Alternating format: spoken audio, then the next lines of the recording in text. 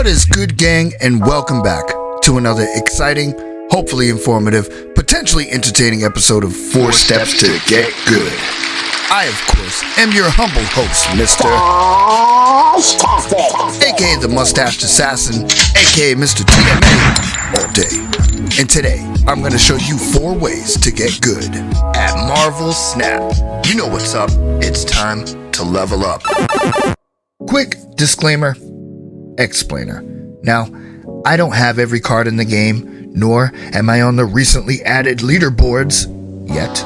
I did, however, pre-register for this game and have been playing it faithfully since launch, accumulating a very impressive collection of cards, if I don't say so myself, which I just did.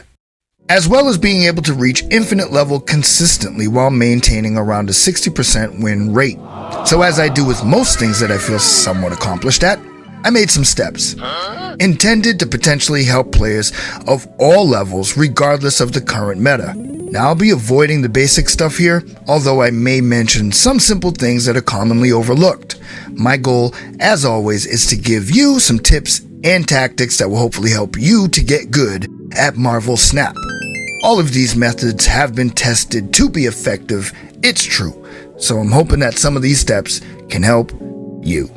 With that being mentioned, let's get to stepping. So with that said and done, let's get right to step number 1, which is patience. I know it sounds basic, but let me explain it. It's awfully tempting to just go ahead and collect those objectives as soon as they become available. However, this is a great opportunity for you to exercise patience. You see this very specific, complete, hard daily missions? Well, I already made the mistake, so hopefully you don't have to. Now, I preserve the hard missions and then do the regular missions when they come in. You can only hold 6 at a time, so I prefer to keep 4 in until each reset and then determine whether I'm going to do a hard one or a normal one, so I can keep 6 at any given point and hopefully get through that objective whenever it pops up. Another great time to utilize patience is when you go through the shop. Now, gold, in my opinion, is a very useful commodity, so I like to hold mine until Token Tuesday, which I believe is a great value. You could use it to get different variants. I like to use mine personally to get collector's points or to collector's tokens, so I can go ahead and either get the weekly spotlight or a series card that I don't currently have, that either improves one of my current decks or I can build a deck around, which takes us conveniently to the collector's level. Now this is also an objective where either you have to go up 10 collector's level or upgrade a card 10 times, either or, so I like to reserve it for this time. Now, as you can see here, if you press the handy dandy little question mark, it'll tell you how much you will get for each upgrade. Also, the Spotlight Cachet is very important to notice whether you have these cards, whether you want or need those cards, and if not, maybe use a little patience here as well and wait for that to reset. Anything worth having is worth working for, so having patience is detrimental to get to your full potential. So with that said and done, we're done with step number 1, so you can get to step number 2, which is locations. I know it sounds basic, but let me explain it. Locations. Now I'm sure everybody watching this is familiar with how locations work in general. What I'd like to showcase is knowing, learning, and remembering how they work specifically. For example, out of these 3 locales, the third presented the best opportunities for the deck that I was using. But also, unbeknownst to me, the first location gave me a copy of Dakin. So using that in the third location gave me 3 Dakins as well as 3 Maramusa Blades, which when destroyed doubles Dakin's power for each one. So although it took until turn 6 for this to play out, the victory was by design. Quick question, which of these 3 locations should be prioritized in this scenario? A lot of players rush to fill that third location, often at the expense of losing that location overall. In a close match, those 3 points can be the deciding factor, so setting this up correctly is paramount. My goal was always for the first location, and by waiting to use Armanzola to add an additional 12 points to the other 2 locations gave me just enough to win all 3 with a little help from Titania. Now these are very specific situations, but that's exactly my point, because the game is continually adding new locations, so this is something you will always have to be mindful of, and also a very useful tool that can be utilized to your advantage. Which conveniently brings us to step number 3, which is preparation. I know it sounds basic, but let me explain it. Also, quick disclaimer, I'm going to be saying decks a lot in this portion of the video, so I'm just going to need everyone out there to be mature, hold yourself together. We're going to talk about decks. A lot of decks. Actually 20, because that's how many you can make at any given time when you're playing Marvel Snap. While you're playing. Now I say start with the basics. Destroy, move, discard. After that you can do a little bit more experimentation. But for now, we'll say you want to judge off of the locations that are currently being used in the meta of the game. So sometimes you might have a pre-existing deck that works for that, or you might want to build one around it. Right now there's been a lot of destroy in the locations when I've been playing, so we're going to go ahead and use our destroy deck, and hopefully we can reap the benefits of the locations. Now in this actual playthrough we did not get any destroy locations, but that's fine. I figured we'll keep it anyway so I can further illustrate the point that you want to utilize the decks that you have for the abilities that they have. As you can see here, Daken, I'm going to go ahead and put Hulkbuster armor on him so he gets stronger. Now that is another important point that I should bring up now, is card placement is very important, and how you place them in the order you place them is super important as well. So you want to make sure that you're making the right decisions as you're placing them, so go ahead and move them around sometimes if you have to. Another good little sidestep that it took me a while, I don't know why, before I learned this, but if you're ever unsure about how you place your cards, or you don't like how you place them, you can always press this orb over here and it will reset your deck for you. You can start over again with your hand. So that being said, we're going to go ahead and place Deathlock here and then place Venom after. Now watch how this plays out.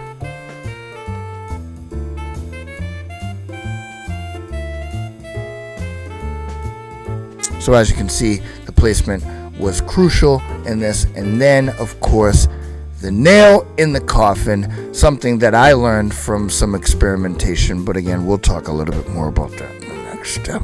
But for now, watch how this goes down. I'm pretty confident at this point I've won the match because of how this plays out. The downright destruction that comes from this combo.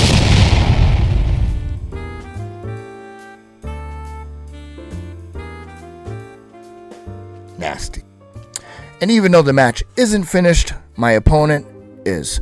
So knowing the locations helps, but even more than that is being prepared for the battle and utilizing your deck the way that it is designed, which brings us to our fourth and our final step. Some call it the golden one. Experimentation.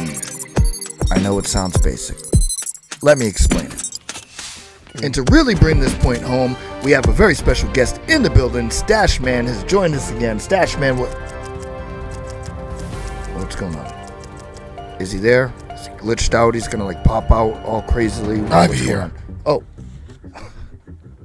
I'm sorry, Stashman. I thought you were gonna do like a big elaborate. What are you talking about? You know, sometimes you like to come in like all aggressive, all hot, like what? No. You know. Okay. Either way, I was just about to finish up with step 4, and then you can give him Stashman sidestep at the end. Listen, what do you say? I'll be right here Okay. when you get back.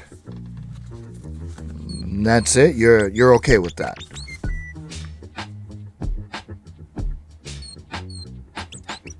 All right. Well, you know what? Let's hop right into step number 4, and then we'll come back to Stashman after I'm actually... Sorry, I got to excuse myself. I'm taken back by how well he took that. He was very calm. So anyways, what better way to show you how I like to exercise experimentation than with a live match? So let's hop right into this. Now, to truly embrace the concept of experimentation, you have to be prepared to take some losses. It's just part of the process. Now, as you can see, I used Nightcrawler in the first location because he still has the ability to move, so that gives me a little wiggle room. I'm going to follow that with Nebula. Now my next move, I'm going to utilize Forge to reinforce our next character. I'm not sure who that's going to be yet. Well, now we do. I'm thinking we'll go with Negasonic, and we will boost her power, and we can either use her in the first location, or we can use her in the third location and lock that down. Remembering that we still have a little wiggle room because we can move Nightcrawler. Now as we approach the fourth turn, it appears my opponent saw what I was doing and retreated. Bye-bye. So let's hop into another match, again using step number 2, looking at these locations. This one is on reveal, happens twice, so let's do a little experimentation. Ouch! Well, Spider-Pig goes ahead and takes out my Jean Grey, which is the deck that I'm currently using, so we're definitely going to have to utilize some experimentation to get this win. So as I'm looking at this, which card do I have that will benefit the most from using this deck? There's nothing I have in my hand, and it's okay to wait sometimes and give yourself a moment to best strategize the way to approach it. We got my good buddy Dakin there, so we are going to use him in that first location so he can throw out 2 Maramusa blades. Now I also have already seen that I have Silver Samurai in my deck ready to go. We're going to throw Sunspot in the third location, and Negasonic, let's just throw her in the middle just in case he throws a card there. We can go ahead and take that one out.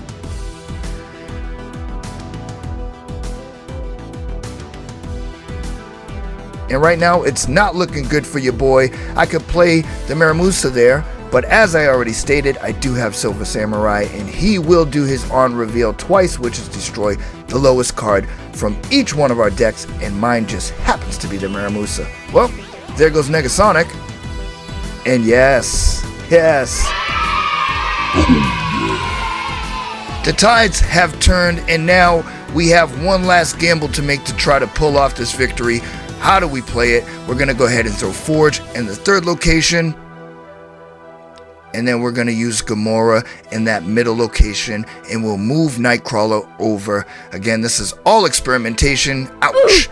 Agatha Harkness, do we have enough to actually pull out this victory? Drumroll, please. Yes!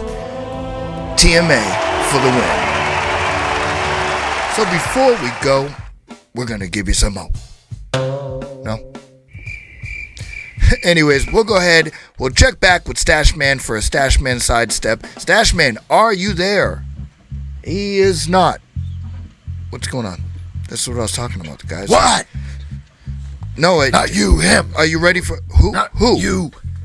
Him. Me? Who? Hold on. What? Huh?